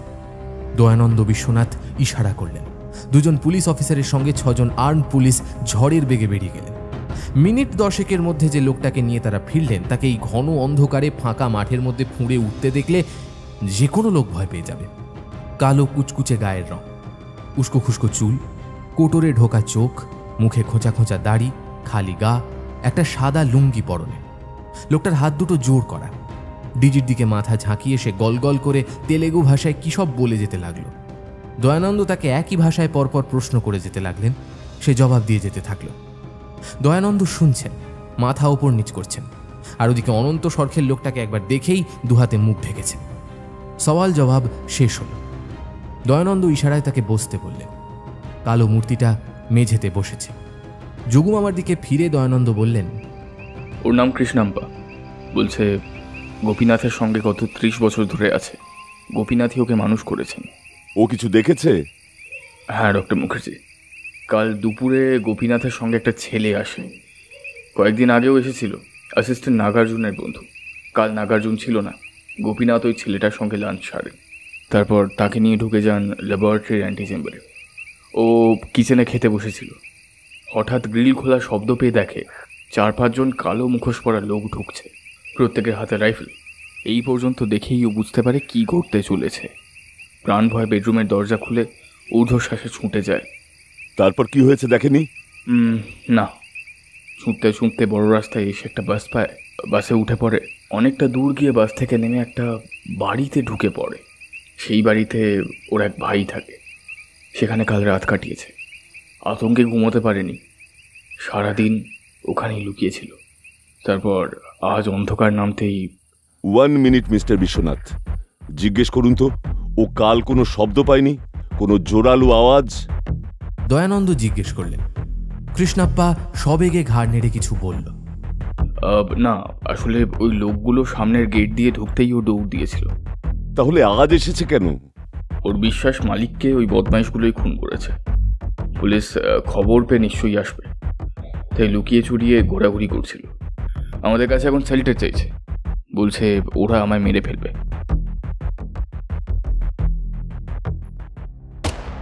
মাত্র একবারই ফায়ারিং করতে হয়েছে, ব্ল্যাঙ্ক ফায়ারিং, স্রেফ ভয় দেখাতে। নিঃশব্দ রাতের বুকে সেই আওয়াজই এমন বিকট শুনিয়েছে, গভীর সুষুপ্তিতে ঘুমিয়ে থাকা আফজালগঞ্জ মুহূর্তে সচকিত হয়ে উঠেছিল। কিন্তু গোটা অপারেশন হয়েছে এত তড়িৎ গতিতে যে পাড়া প্রতিবেশী বেরিয়ে আসার আগেই হানাদাররা মিলিয়ে গেছে। আমার এক দাদু ছিলেন পুলিশের বড় সাহেব।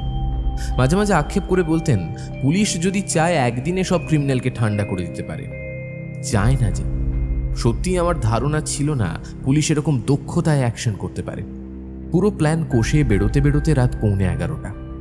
ঠিক 11টায় 10টা সাদা অ্যাম্বাসেডারের কনভয় নিঃশব্দে পৌঁছে গেল খানদানি মহল্লা আফজালগঞ্জে। হাফেজ আলীর চক মেলানো হাভেলি খুঁজে পেতে 2 মিনিট। গণেশ মার্কেটের পার্ল মিউজিয়ামের কর্মচারীরা গাড়িতেই ছিল। প্রতিটা গাড়ি থেকে নামলো কালো পোশাক ঢাকা 5 জন, প্রত্যেকের হাতে রাইফেল। ঠিক ডাকাতির স্টাইলে ভেঙে গেল হাভেলির প্রধান ফটক। শেষ গাড়ি থেকে নামলেন ডিজি, যোগু মামা আর আমি। বিরাট বাড়ি, প্রায় 20 জন বাসিন্দা। কারো কিছু করার ছিল না। ঘুম ভাঙা চোখে তারা ফ্যাল ফ্যাল করে দেখল বুকের ওপর রাইফেলের নল। বাড়ির কর্তা হাফেজ আলী অবশ্য পোড় খাওয়া মানুষ, থাকে বাড়ির 3 তলায় আলাদা ফ্ল্যাটে। সে যখন কিছুই বলছে না, যোগুমামা আচমকা পকেট থেকে রিভলভারটা বের করে চালিয়ে দিল। উল্টো দিকের ঝাড়বাতিটা ঝনঝন করে ভেঙে পড়ল। সঙ্গে সঙ্গে হাফেজ আলী ব্রেক করে গেল। বাড়ি থেকে উদ্ধার হলো বেশ কিছু আগ্নেয়াস্ত্র, AK-47, কালাশনিকভ, লাইট স্টেন গান, কার্তুজ, হ্যান্ড গ্রেনেড, ল্যান্ডমাইন প্রভৃতি। সবচেয়ে বড় অস্ত্রভাণ্ডার পাওয়া গেল হাভেলির লাগোয়া মসজিদে। বাড়ি থেকে আলাদা সুড়ঙ্গ পথ আছে। মসজিদ থেকে অজস্র আগ্নেয়াস্ত্র ছাড়াও পাওয়া গেল নানা রকম আধুনিক বিস্ফোরক। ততক্ষণে জেরার মুখে সব স্বীকার করেছে হাফেজ। পার্ল মিউজিয়ামের ব্যবসা বাইরের মুখোশ, আসল পেশা ISI এর গুপ্তচর বৃত্তি। তার বাড়ি মসজিদ হচ্ছে স্টোরেজ পয়েন্ট। এখান থেকেই আর্মস অ্যান্ড অ্যামুনেশনস সাপ্লাই হয় দক্ষিণ পূর্ব ও পূর্ব ভারতে। আরও একটা অদ্ভুত ব্যাপার জানলাম, একদিকে মৌলবাদী সঙ্গীদের যেমন সাহায্য করা হয়, তেমনি মাওয়িস্ট, উগ্রপন্থী এবং আলফা বোরো সকলেই সাহায্য পেয়ে থাকে। তাদের মূল উদ্দেশ্য ভারত জুড়ে অস্থিরতা জারি রাখা। কিন্তু যে সূত্র ধরে এখানে আমরা পৌঁছে গেলাম এই পর্যন্ত, সেই স্পাইরাল প্যাড যার গোড়া থেকে শেষ পর্যন্ত ক্লোনিং টেকনিক। হাফেজের পার্ল মিউজিয়ামে ওই প্যাড এলো কিভাবে? হাফেজ জানালো, আমার ছেলে ইকবাল ওই প্যাডটা দিন 15 আগে এনে রেখেছিল দোকানে, সময় পেলে পড়বে বলে। তার এক বন্ধু দিয়েছিল। আমি আর কিছু তেমন জানি না। ইকবাল কোথায়? বেটা বলে গেছে যে তার ফিরতে কদিন দেরি হবে। কয়েক কোটি টাকার ডিল। বেটার নিজস্ব গ্যাং আছে, সুপারি কিলারের কাজ করে।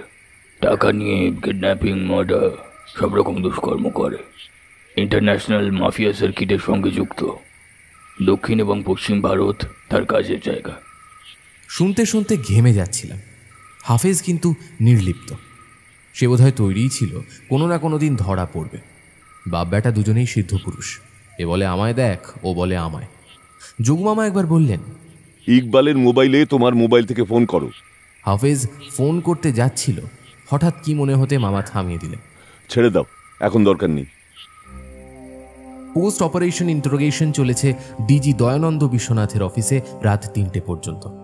তার আগে মসজিদ এবং হাভেলিতে পুলিশ ফোর্স বসানো হয়েছে। সমস্ত বাসিন্দাকে অ্যারেস্ট করে দুটোই সিল করে দেওয়া হয়েছে। হোটেলে ফিরতে ফিরতে ভোর 4টে। অনন্ত সরখেল হোটেলেই ছিলেন, অসাড়ে ঘুমোচ্ছিলেন। এখন সকাল 9টা। চোখে মুখে জল দিয়ে দাঁত মেজে চা বিস্কুট খাচ্ছিলাম। ইন্টারকম বাজছে। মামার গলা। উঠেছিস? হ্যাঁ। বিশ্বনাথ সাহেব এসেছেন। যাচ্ছি। দরজা খুলে বেরোতেই দেখি লম্বা লম্বা 2-3 জন লোক করিডোরে ঘোরাঘুরি করছে। আমায় দেখে সরে দাঁড়ালো। বুঝলাম পুলিশ থেকে সিকিউরিটি দিয়েছে। যোগু মামা বিছানায় বসে, সামনে এক গাদা কাগজপত্র। গোপীনাথের পাসপোর্টের ওয়ালেটটাও রয়েছে। দয়ানন্দ বসে আছেন সামনের সোফায়। কেঁচো খুঁড়তে সাপ বেরিয়ে পড়লো যে ডক্টর মুখার্জি। আমাদের কপালটাই এরকম ডিজি সাহেব, ছোটখাটো কিছু হয় না। এবারে দেখুন না, কোথাও কিচ্ছু নেই, একটা ফোন এলো। আমায় একজন একটা খবর দিলেন, সেই বিজ্ঞানীকে খুঁজে বের করতে গিয়ে কি অবস্থা। সেই আসল কাজটা এখনো বাকি, গোপীনাথকে খুঁজে পাইনি। তাকে আর পাবে কোথায়? সে তো খুন হয়ে গেছে। ডেড বডি তো পেতে হবে রে, আর খুনিদের তাদের ধরতে হবে না। ভালো কথা। ফরেন্সিক রিপোর্ট কখন দেখতে পাবো? এই তো দুপুরের মধ্যে। গুড। দয়ানন্দ সাহেব, আপনি চট করে আজ বিকেলে রাঁচির ফ্লাইটের টিকিট কেটে ফেলুন, সঙ্গে এনাফ পুলিশ ফোর্স। ঝাড়খণ্ড পুলিশের ডিজিকে শুধু এটুকুই বলুন, আমাদের সব রকম সাপোর্ট দিতে হবে। এয়ারপোর্ট থেকে সোজা আমরা বেরিয়ে যাব। রাঁচি যাব? না, ঠিক রাঁচি নয়, রাঁচি থেকে ঘন্টা দুয়েকের পথ। অন্তত আমার প্রেডিকশন তাই বলছে। এই ঝুঁকিটা নিতেই হবে, মনে হয় ভুল হবে না। হ্যাঁ, কৃষ্ণাপ্পা আমাদের সঙ্গে যাবে। কিন্তু ইকবাল কাশিমও কি খুনের সঙ্গে জড়িত? 100%। ওদের দোকানের ওই প্যাডটা শুধু ক্লু নয়, অ্যান্টিরুমে টুলের উপর ওর পকেটের কাগজপত্র রাখা ছিল। গোপীনাথের সঙ্গে ল্যাবরেটরিতে ঢোকার সময় বের করে রেখেছিল, বেরোবার পর পকেটে ঢোকাতে ভুলে যায়। সেই কাগজ চিরকুটের মধ্যে পার্ল মিউজিয়াম নামে ভিজিটিং কার্ড ছিল। কিন্তু মামা, বিজ্ঞানীকে খুন করে ওদের লাভ কি? মানে খুনের মোটিভটা কি? হ্যাঁ, আমার কাছে এখনো ক্লিয়ার নয়। ফার্স্ট অ্যান্ড ফরমোস্ট থিং, আমাদের ইকবালকে ধরতে হবে। He is the kingpin. একটা কাজ করবেন ডিজি সাহেব, ইকবালের বাপটাকে নিয়ে আসুন আপনার অফিসে। ওর সেলফোনগুলো কোথায়, চালু না বন্ধ? একটা বন্ধ ছিল, অন্যটা সাইলেন্ট মোডে রেখেছে। তার মানে নিশ্চয়ই কল এসে থাকবে। গুড। কার কার কল জানা যাবে। আজ ওকে দিয়ে ছেলেকে ফোন করাতে হবে। যা করার খুব তাড়াতাড়ি করতে হবে, নইলে ইনফরমেশন পাচার করে দেবে ইকবালকে। বলতে বলতে মামা অস্থির হয়ে উঠলেন। বললেন, পার্ল মিউজিয়াম বন্ধ তো? ছোকরা কর্মচারী আমাদের কাছে। আর গোপীনাথের বাড়িতে একজন পুলিশ অফিসার, দুজন আর্মি পুলিশ পোস্টেড ভেতরে। বাইরে থেকে লক, ভেতরে কেউ যে আছে সেটা বোঝা যাবে না। গুড। ফোন এলে? ল্যান্ডলাইন দুটো, একটা টেলিফ্যাক্স। ফ্যাক্স অন করে দিয়েছি, অন্যটায় আনসারিং মেশিন চালু আছে। অফিসারকে বলেছি যা যা ফোন আসবে সব নোট করে রাখতে। ফাইন, ঠিক আছে, আপনি অফিস যান, আমরা আসছি। আমরা ডিজি অফিসে। সাজানো বিশাল ঘর, এসি চলছে। হাফেজকে আনবো? হ্যাঁ, ওর সেলফোন দুটো দেখি। এই যে, একটা সুইচ অফ, অন্যটায় দুটো মিস কল। একটা বিদেশের কল আছে, অন্যটা করেছে আই গেস ইকবাল। দুজন পুলিশ হাফেজ আলীকে পৌঁছে দিয়ে গেল। কাল রাতে ভালো করে দেখিনি, চৌকো মুখ, গোঁফ নেই, বড় লালচে দাড়ি, মরা মাছের মতো চোখ। আদাব জানিয়ে বসল।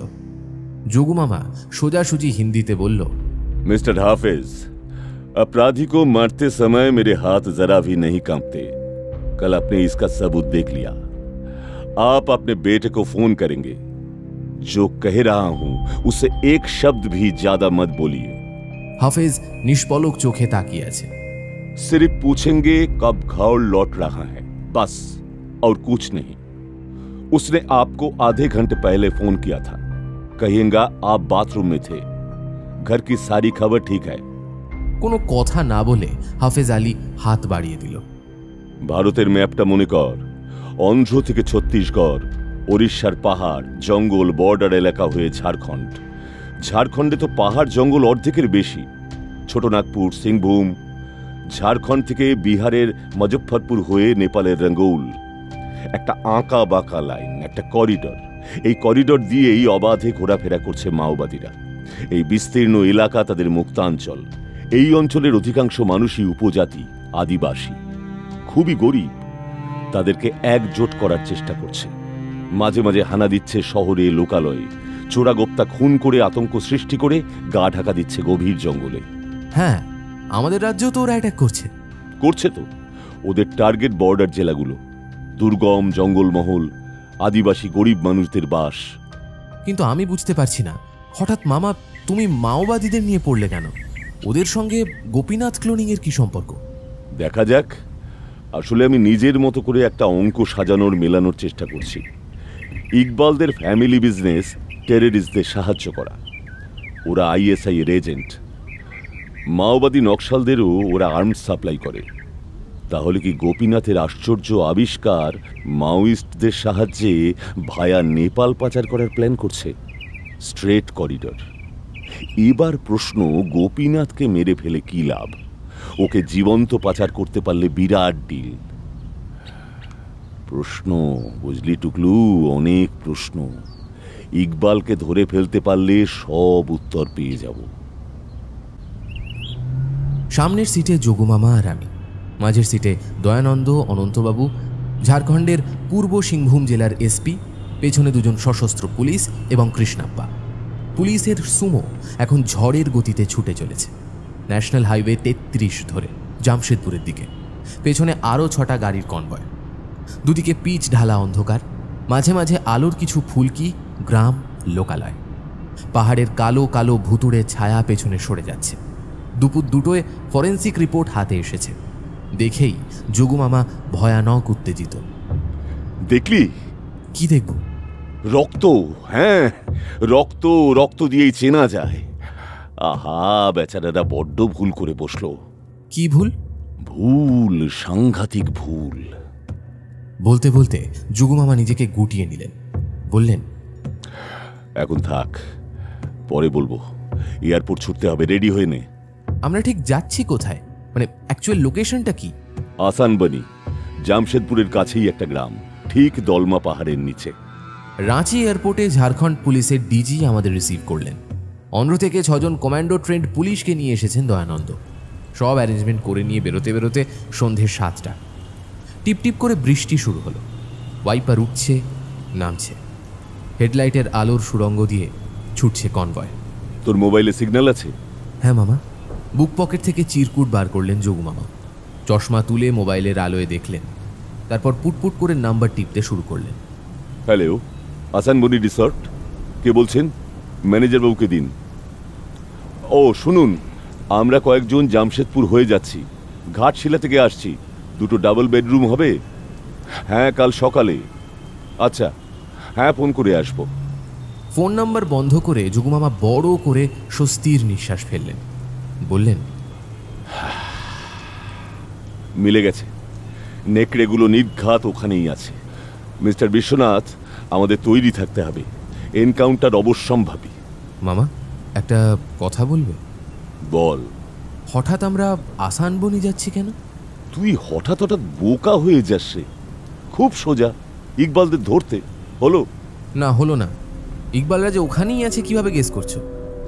2 2 4 মিলিয়ে গোপীনাথের অ্যান্টিরুম থেকে যে কাগজের চিরকুট, কার্ডের গোছা থেকে পার্ল মিউজিয়ামের কার্ড পেয়েছিলাম, তার মধ্যেই ছিল আসানবনি রিসর্টে ফোন নাম্বার লেখা কাগজটা।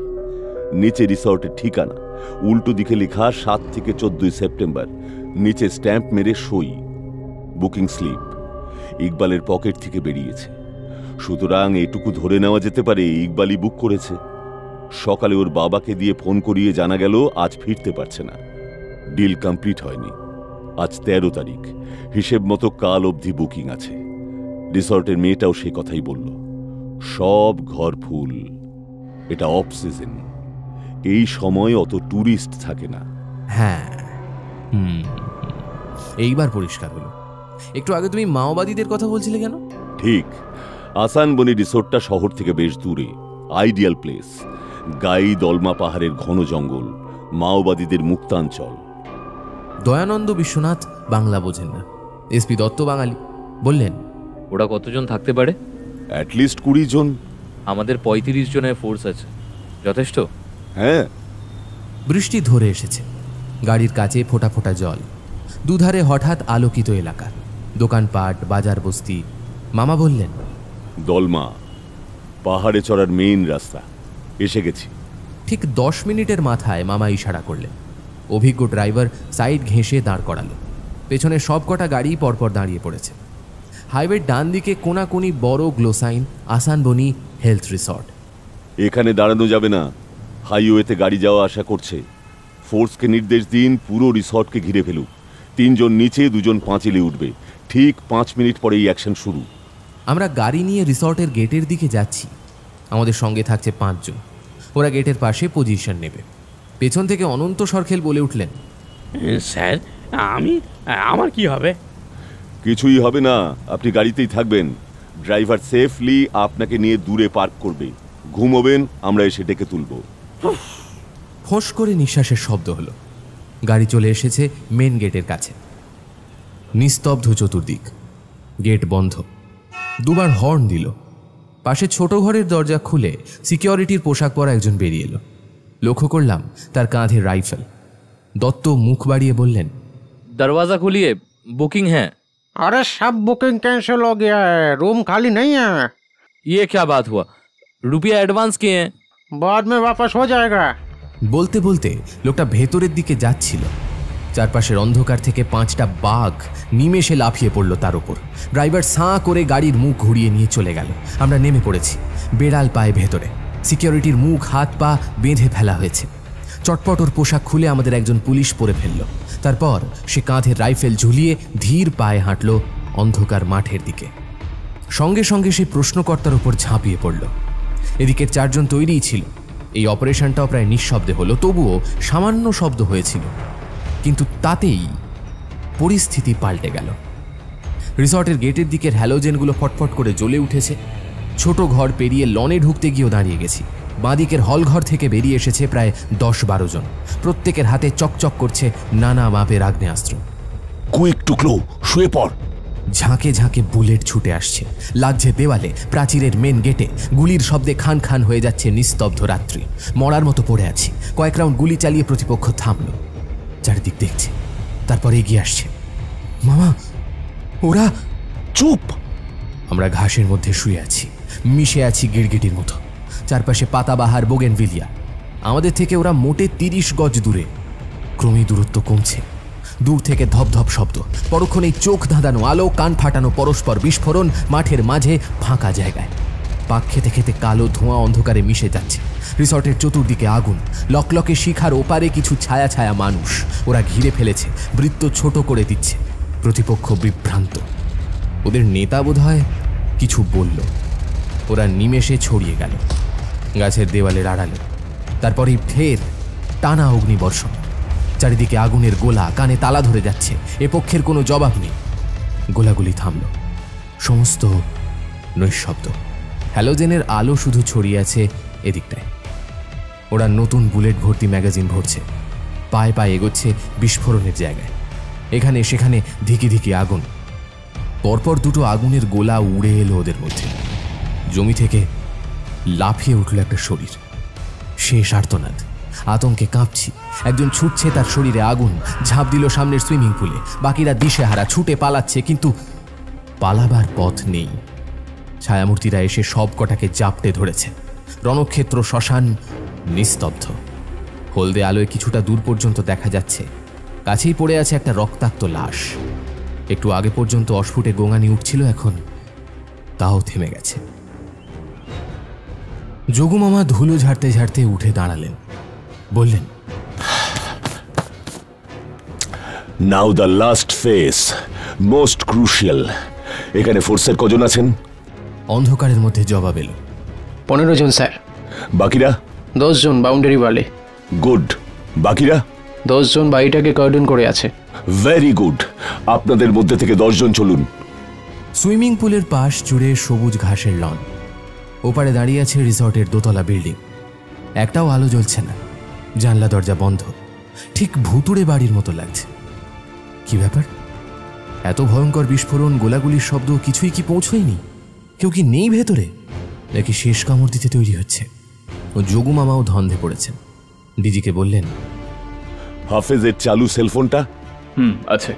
ফোনে একটা মিস কল করেছিল সেই ইকবাল, আধ ঘন্টা আগে। মিস্টার বিশ্বনাথ, হিন্দি বা উর্দুতে কথা বলতে পারবেন? আপনাকে ওর বাড়ির লোক হয়ে কথা বলতে হবে, পারবেন? দেখি।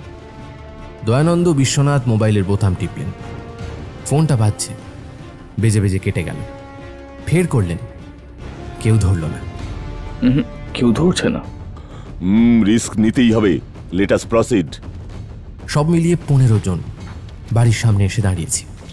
পুরো অন্ধকার, এমনকি প্যাসেজের লাইট পর্যন্ত জ্বলছে না। দরজা জানলা বন্ধ। যোগু মামা এক মুহূর্ত ভাবলেন, তারপর বললেন, no, you should not take any risk. Force, start firing. রাইফেলের অগ্নিবর্ষণ, ভয়ঙ্কর শব্দ, আকাশ বাতাস কেঁপে উঠছে। পাখিরা জেগে উঠে ডানা ঝাপটাচ্ছে। একতলা দোতলার দরজা জানলা ভেঙে ভেঙে পড়ছে। না, কেউ বেরিয়ে এলো না। এবার চলুন। মামা বলার সঙ্গে সঙ্গে বেড়াল পায়ে 20 জনের ফোর্স ঢুকে গেল ভেতরে। আমরা পেছনে। এ দৃশ্য দুঃস্বপ্নেও ভাবিনি। অন্য ঘরগুলো ফাঁকা, অন্ধকার। কেবল একটা 4 শয্যার বড় ঘরেই মৃদু নাইট ল্যাম্প জ্বলছিল। কে একজন সুইচ টিপে দিতে আলো জ্বলে উঠল। কি বিভৎস! প্রথম ধাক্কায় মুখ ঘুরিয়ে নিয়েছি। ঘরের মধ্যে ছড়িয়ে ছিটিয়ে পড়ে আছে 5-5টা মৃতদেহ।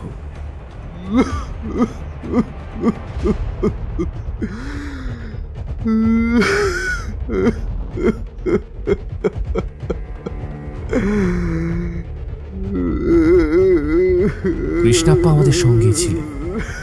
ডুকরে কেঁদে উঠলেন, দৌড়ে গিয়ে জাপটে ধরল একটা লাশকে, ফুপিয়ে ফুপিয়ে কাঁদছে আর আকুল কণ্ঠে তেলেগু ভাষায় বিলাপ করছে। দয়ানন্দ বিশ্বনাথকে দীর্ঘশ্বাস ছেড়ে বললেন, ইনি বিখ্যাত বিজ্ঞানী গোপীনাথ রাও। কৃষ্ণাপ্পা কি বলছে মিস্টার বিশ্বনাথ? একই কথা বারবার বলে যাচ্ছে। ওকে একটু বলুন বাকি ডেড বডিগুলোকে আইডেন্টিফাই করে দিতে, অন্য কাউকে আমরা চিনি না। ডিজি তেলেগুতে বললেন কৃষ্ণাপ্পাকে। ও উঠে দাঁড়িয়ে আঙুল দিয়ে দেখালো নাগার্জুন রেড্ডি আর ইকবাল কাশিমকে। বাকি দুজনকে কৃষ্ণাপ্পা চেনে না। চেহারা মুখের গরম দেখে অন্ধ্রের লোক মনে হলো না। যুগমামা বললেন, ওরা টেররিস্ট মাওবাদী, পুলিশের রেকর্ডে ওদের ছবি পাওয়া যাবে। আপনি কনফার্মড? অফকোর্স, পুরো ঘটনাগুলো পরপর সাজালেই এটাই লজিক্যাল, যুক্তিসঙ্গত। ভেবেছিলাম ইকবালকে জীবন্ত ধরতে পারলে ওর মুখ দিয়েই কনফেস করাবো, পারা গেল না। সবকটাই সুইসাইড। যখন দেখেছে পালাবার পথ নেই তখন সুইসাইড করেছে। এদের একটাই মন্ত্র, হয় মারো নয় মরো, পুলিশের হাতে ধরা দেবে না। বলতে বলতে নাগার্জুনের মৃতদেহকে পাশ কাটিয়ে যোগমামা গোপীনাথের বাড়ির কাছে পৌঁছে গেলেন। উবু হয়ে বসে ওর শরীর স্পর্শ করলেন, বললেন, যা ভেবেছি, বডি এখনো গরম। আধ ঘন্টার মধ্যে ওর মৃত্যু হয়েছে। যখন এনকাউন্টার চলছিল। No no no no, this is not a case of suicide, this is homicide, murder. Murder? হ্যাঁ,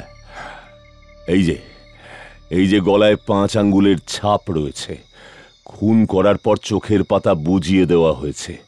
দ্যাট মিন্স গোপীনাথ নাগার্জুনকে মেরে তারপর ইকবালরা সুইসাইড করেছে। ওরা বোধহয় সুইসাইড করতে রাজি হচ্ছিল না। পারলাম না গোপীনাথ, সব অঙ্ক মিলিয়েও তোমায় বাঁচাতে পারলাম না। তবে তোমার পরিণতির জন্য তুমিই দায়ী।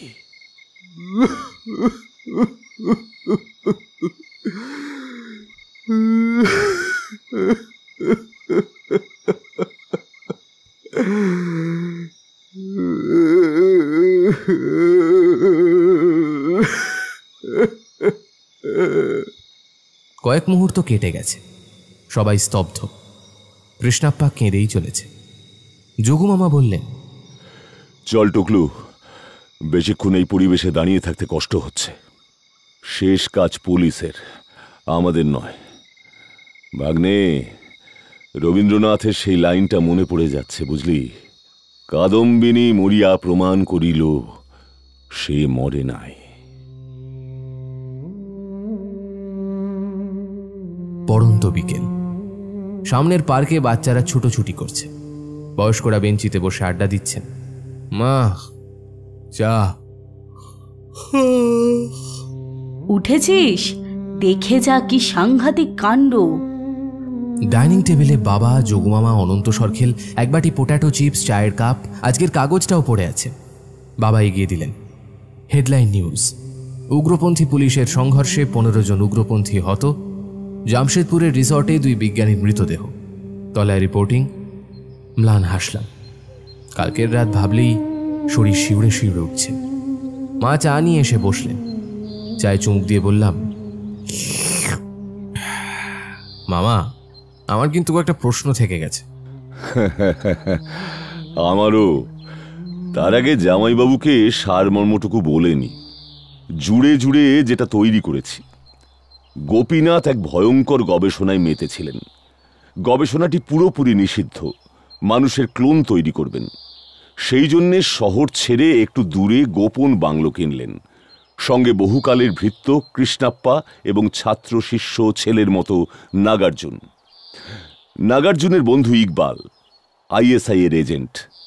নাগার্জুন একদিন মুখ ফসকে বলে ফেলল ইকবালকে তাদের রিসার্চের বিষয়। ব্যাস, খেলা শুরু হয়ে গেল।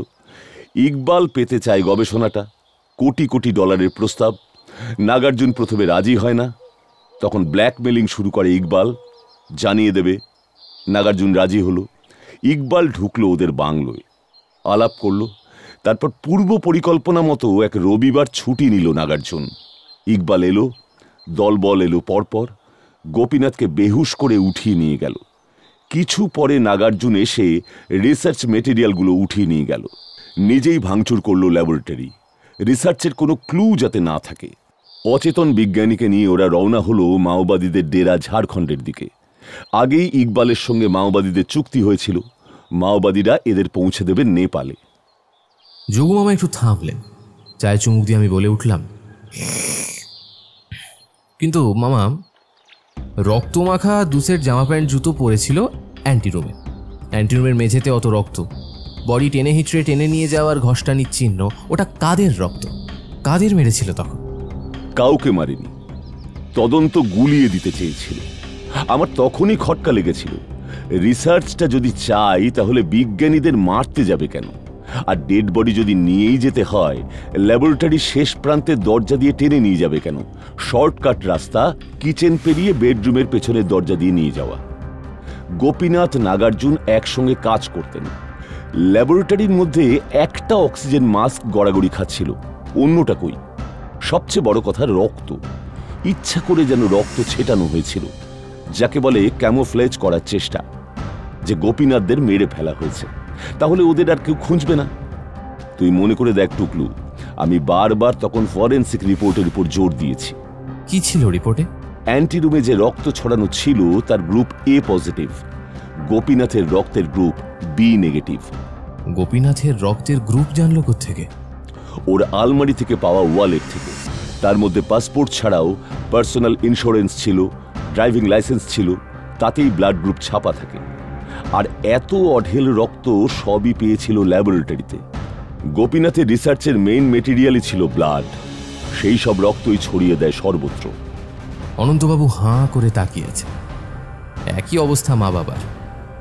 যোগু মামা বললেন, পার্ল মিউজিয়ামে পাওয়া একটা প্যাড, ইকবালের ফেলে যাওয়া কাগজের মধ্যে ভিজিটিং কার্ড আর রিসর্টের বুকিং স্লিপ আমায় বলে দিল ওরা ওখানেই আছে। ইকবালের বাবা হাফেজকে দিয়ে ফোন করানোর পরে পুরো প্ল্যানটা পরিষ্কার বোঝা গেল। হাফেজকে কি বলেছিল ইকবাল মনে আছে? ডিলটা কমপ্লিট হয়নি, গোপীনাথকে মাওবাদীদের হাতে তুলে দেওয়ার ডিল ছিল, কিন্তু এক্সপেরিমেন্টের কাগজপত্র সেগুলো গেল কোথায়? তাছাড়া ক্লোনিং এর মেটেরিয়াল যেগুলো ওরা নাগার্জুনকে দিয়ে বাংলো থেকে উঠিয়ে নিয়ে গেল, সেগুলো ওরকম অমূল্য রিসার্চ নষ্ট করে ফেলবে? হয়তো জঙ্গলে পাহাড়ে কোথাও লুকিয়ে রেখেছে, সে কি আর উদ্ধার হবে? তাই তো প্রথমে বললাম রে, আমারও কিছু প্রশ্ন থেকে গেছে যেগুলোর উত্তর পাইনি। যেমন ধর, জন আব্রাহাম কোত্থেকে হঠাৎ ফোন করলো জানি না, তারপর থেকে সাইলেন্ট। যে নাম্বার ছিল বিদেশের নাম্বার, তাতে আর পাওয়া যায়নি। তাহলে প্রথমে ফোন করে আমায় খ্যাপালো কেন? ওই লোকটাই বা কে? গোলকোন্ডায় হোটেলে সালারজংয়ে আমাদের উপর নজর রাখছিল। অঙ্ক বলছে ও জনের স্পাই। এভাবেও ভাবতে পারিস, সিআইএ স্পাই। এটাই ওর কাজ, ইনফর্মার। জন যে আমেরিকান বিজ্ঞানী আগেই বলেছি। আর ওই লোকটা নাগার্জুনের বাড়ি থেকে যে স্কুটার উঠিয়ে নিয়ে যাচ্ছিল? Small spy. নাগার্জুনের কাছ থেকে সামান্য টাকায় স্কুটারটা নিয়েছিল। অনন্ত সরখেল দুকলি গিয়ে উঠলেন, আমারও পরানো যাহা যায়, তুমি তাই, তুমি তাই গো। জয়তু জগবন্ধু, জয়তু জগবন্ধু।